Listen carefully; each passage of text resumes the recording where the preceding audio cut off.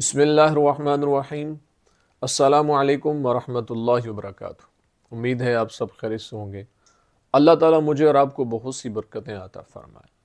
आज की वीडियो का उन्वान इस हवाले से है कि ख्वाब के अंदर मरा हुआ सांप देखना, इसकी क्या ताबीरात हैं, बुज़ुर्ग इसके बारे में क्या फ़रमाते हैं।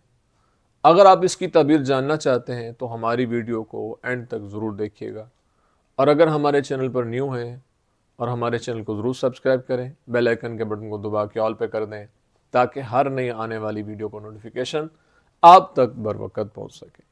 अगर कोई इंसान ख्वाब के अंदर मरा हुआ सांप देखता है तो सबसे पहली बात यह है कि ख्वाब के अंदर सांप देखना ये दुश्मन को देखने की तरफ इशारा होता है।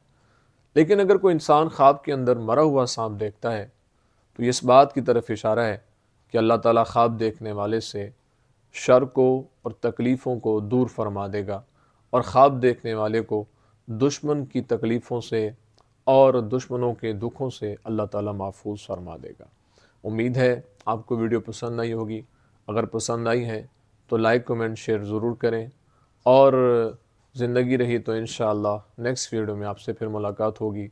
अस्सलामु अलैकुम वरहमतुल्लाहि वबरकातुहू।